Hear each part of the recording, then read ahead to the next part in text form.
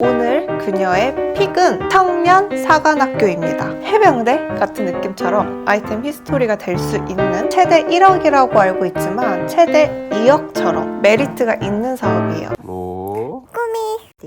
안녕하세요. 꾸미꾸미입니다. 여러분들께 빨리 알려드리면 좋을 법한 그녀의 픽이 있어서 소개시켜드리려고 해요. 이 연휴 중에 막 급하게 신청 주신 분이 계셨는데 그분이 뼈대가 굵은 사업 중에 하나이기 때문에 일단 선정이 되면 정말 좋다라는 점 말씀드리고 청년사관학교 공고가 약 일주일 정도 넘게 남았거든요. 그녀의 픽! 굉장히 약간 빡센데 일단 청사 출신이라는 게 메리트가 있는 사업이에요. 제가 옛날에 그 창업보육센터에 있을 때 저희 위층에 계신 어떤 여자 대표님이 청사 출신이셨어요. 수료한 게 어쩌면 커리어적으로도 아이템 히스토리가 될 수 있는, 그런데 듣기에 굉장히 빡세고 지원금을 정말 잘 쓰시는 분들도 있지만 경우에 따라서는 완벽히 혜택을 누리기도 어려울 수 있다는 사업이라고 듣기 들었어요. 근데 이거 제가 느끼기에는 정해진 가이드대로 쓰면 모든 지원 사업은 다 쓸 수 있기 때문에 2020년 거고요.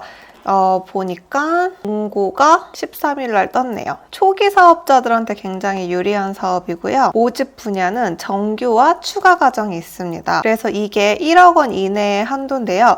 정규 플러스 추가 정도 하면은 최대 2억을 받을 수도 있는 사업인 점 유의해 주시고요. 역시나 4차 산업 아이템 굉장히 좀 우대해 주는 것 같고요. 지역별로 좀 나뉘어 있어요. 1000명이 넘는 인원을 선별해요. 수도권, 충청권, 호남권, 제주도도 있네요. 영남권. 이거는 중요한 게 한 곳에만 신청 가능할 수 있어요. 제가 어디를 붙을지 몰라서 수도권도 하고 서울도 하고 안산도 하고 이렇게 하기보다는 내가 명확히 한 곳을 찍어서 지원을 해야 돼요. 당연히 서울이나 이런 데가 경쟁력이 조금 높을 수 있겠죠. 요게 차별점이 있어요. 보시면 알겠지만 입소 우대라는 글씨가 있어요.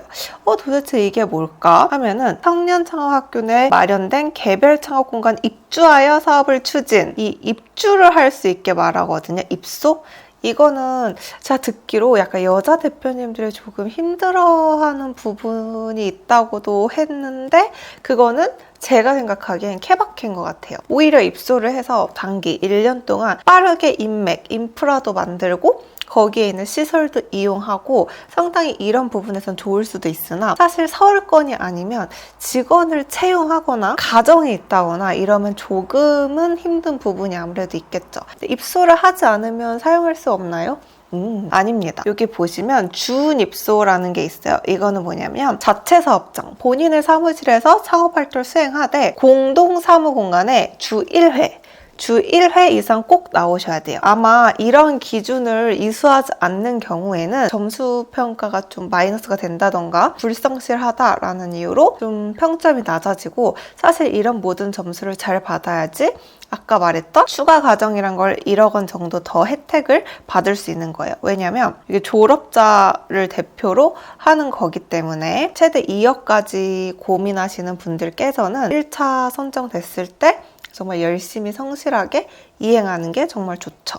그 다음에 지원기간은 되게 R&D처럼 길어요. 지원금 자체가 억 단위가 되다 보니까 좀 지원 규모가 큰 편의 사업이거든요. 그러니까 1년 정도의 시간이 있고, 이거는 본인이 좀 선택을 하시면 돼요.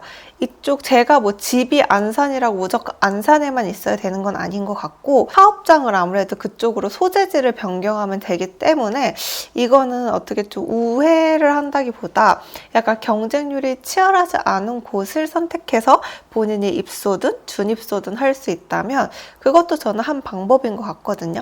근데 이거는 아무래도 본인이 좀 더 확인을 해보셔야 하는 부분이 있고요. 안산, 이게 본교인 걸로 알고 있고요. 서울, 인천, 파주, 원주, 강원 이렇게 있고 제일 많이 뽑는 건 아무래도 본교가 제일 많이 뽑네요. 천안, 청주 이렇게 뽑고요. 광주, 전주, 나주, 제주, 그리고 대구, 경상, 부산, 울산, 창원 이렇게 뽑네요. 되게 전국적으로 물론 서울이나 안산만큼 그 규모가 크진 않지만 다 모집 공고를 하고 약간 자신에 해당하는 지역이면 지원해 볼 수 있는 것 같아요. 2월 6일 목요일 5시까지 넣어주시면 되고요. 이것도 모든 지원 사업이 똑같아요. 1차 서류를 내면 서류 심사를 하게 됩니다. 3월 9일에 입교를 하게 되네요. 2월 한 달 동안 후다닥 웬만큼 사람들을 다 선정해내는 일정이고요. 이 신청 방법은 제가 말씀드린 K-스타트업 이 사이트에서 온라인으로 접수해 주시면 돼요. 공고문 제가 링크를 걸어 드릴 건데 사업계획서 하나, 동의서 같은 거 하나, 그리고 뭐 증빙자료 할 거 있으면 하나, 그리고 이거 창업 조건이 아까도 나왔지만 3년 미만의 기업이에요. 뭐 가점사항, 뭐 특허나 뭐 이런 게 해당되겠죠. 하지만 누락시키면은 제외되기 때문에 서류 작업할 때 누락이 있는지 없는지 신청할 때 꼼꼼히 넣어주시면 되고요. 정규 과정과 추가 과정이 나뉘어져 있는 것 같아요. 우선 정규 과정은 만 39세 이하의 창업 3년 이내 창업기업의 대표자, 대부분 예비 창업자 뭐 3년, 7년 이런 식으로 끊어진다고 했었잖아요. 3년 이내 창업기업의 대표인데 대표자의 나이가 청년, 만 39세 이하면 됩니다. 쉽게 2017년 1월 14일 이후에 창업기업이면 된다고 하고요. 예비 창업자도 당연히 지원 가능합니다. 협약일 전까지 사업자 등록증을 완료하고 사업자를 제출하면 돼요. 개인 사업자도 지원 가능하고 법인 사업자도 지원 가능하고요. 근데 여기서 예비 창업자는 주민등록 등본상 주소지를 기준으로 해당 권역 청년사업가 중 한 곳만 신청 가능하다고 합니다. 그리고 추가 과정은 뭐 전년 졸업기업을 상대로 해당하시는 분들은 2차 추가 지원을 받으실 수 있고 돈이 1억 원이에요. 근데 여기서 진짜 잘 보셔야 될 게 있어요. 뭐 기술 개발, 시제품 제작, 뭐 정보 활용비, 지재권 취득, 마케팅 뭐 이렇게 다 하지만 역시나 우리 중요한 거 돈 얘기를 좀 해볼게요. 부가세 및 관세는 뭐든지 기업이 부담한다고 말씀드렸죠. 세금 같은 경우는 어느 정도 있어야지 내가 당장 이 청사관의 지원 혜택을 받을 수 있는지 좀 더 실질적인 금액을 계산해 볼게요. 정부 지원금은 70% 이하라고 되어 있어요. 그리고 우리가 내야 되는 돈은 이렇게 30%가 지원 사업의 부담비입니다.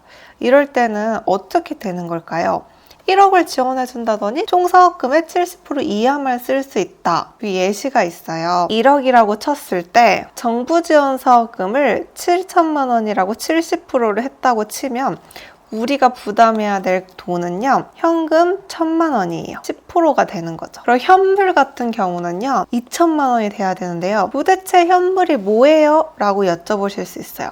현물은 여기도 나와 있지만 교자 및 소속 직원의 인건비 이렇게 나와 있거든요. 현물 계산 항목 및 경력에 따른 인건비 산정 기준. 인건비를 급여를 측정할 수가 있어요. 이 기준이 이렇게 있고요. 쉽게 말씀드리면 경상적 비용이에요. 경상비.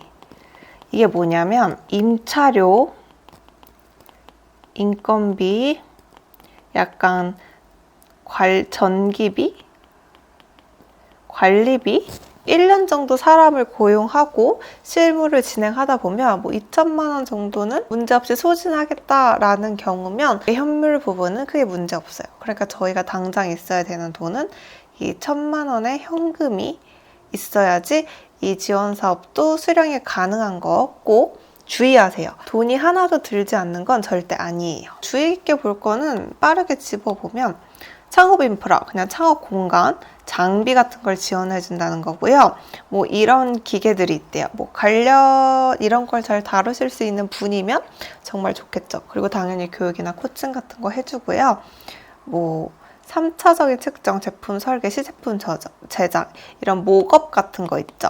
이런 모업 제작 같은 거를 실제 해줄 수 있게도 해주고 판로 개척, 전시회 이런 거 다 해주신대요. 뭐 통역도 있고 해외 진출, 해외 IR이나 펀딩 같은 거. 그리고 이게 또 중요한 점이 있어요. 후속 연계 지원인데요. 굉장히 길어요. 저는 지원 사업을 수행했을 때 담당 기관의 담당자들이 계속 팔로우업을 해줬었거든요. 뭐 지원 사업 같은 것도 추천해주고 근데 이거는 어쨌든 딱 명시했어요. 5년 동안 졸업기업한테 지속적인 연계 지원 사업을 해줄 거고 근데 여기서 주의하실 점이 이 7년 미만이거든요.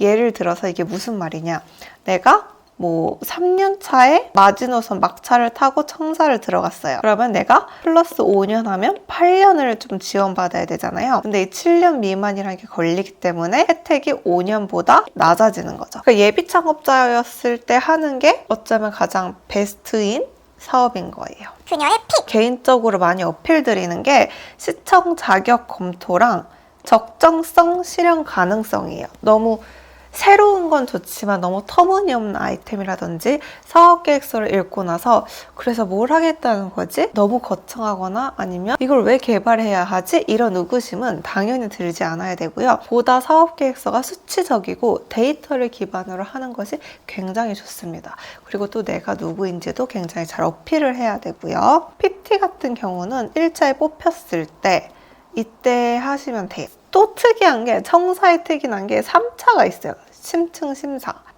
인터뷰 평가라고 해요. 사업비 집행 계획 타당성. 저는 이거를 사업계획서도 굉장히 좀 중요하게 봐야 된다는 부분으로 있거든요. 아무래도 내가 사업비를 어떻게 쓸 것인가에 대한 플랜을 적는 사업계획서들이 꽤 많아요. 이때 약간 실질적인 절차인 항목을 뽑고 거기에 대략적인 견적도 적게 되는데 이게 좀 누가 봐도 말이 되도록 적는 게 굉장히 중요하다고 생각해요. 당연하다고 생각하지만 생각보다 이거를 안 하시고 아니면 혹은 놓치시는 부분들이 굉장히 많기 때문에 기업가 정식과 사업가 역량을 본다고 하는 게 내가 이 사업화 역량, 정말 이 대표자로서 이 아이템을 개발할 수 있는가 이걸 평가하는 것도 굉장히 중요합니다. 유사 경력이 있다면 당연히 유사 경력을 잘 어필해 주시는 게 정말 중요하고요. 아니면 전공이라든지 기술을 보유하고 있다면 무조건 어필을 해주셔야 돼요. 지원사업 신청서거든요. 여기 보시면 8페이지 이내로 작성하래요. 옛날과 달리 사업계획서가 너무 거창하고 길고 막 논문 같으면 안 돼요.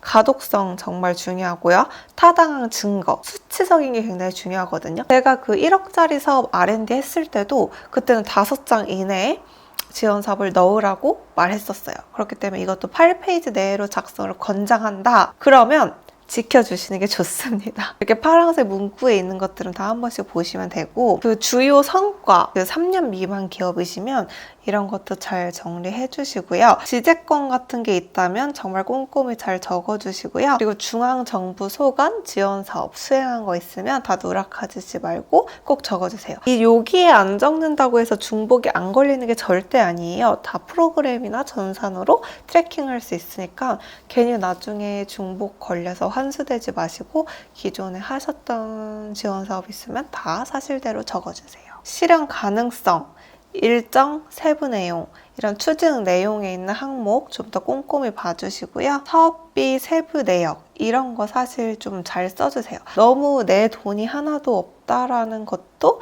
굉장히 어쩌면 리스키한 부분이 있기 때문에 저희는 창업 사업을 하는 거잖아요.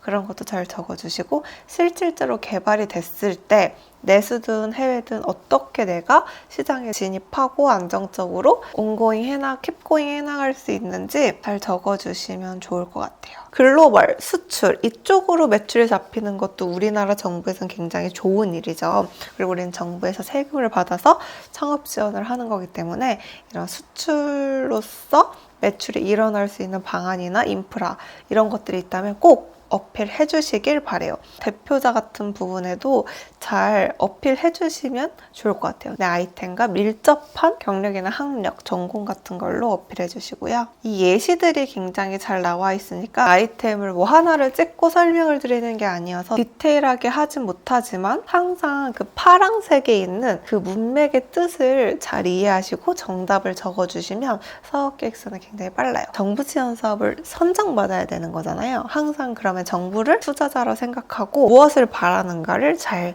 똑같은 말이어도 이런 식으로 포장지를 입혀서 말씀해 주시면 정말 좋습니다. 증빙서류 빼고 8장 미만으로 꼭 넣어주세요. 전체적인 가이드를 잡아보면 충분히 넣어보실 수 있다고 생각하고 여러분들 힘내세요. 화이팅!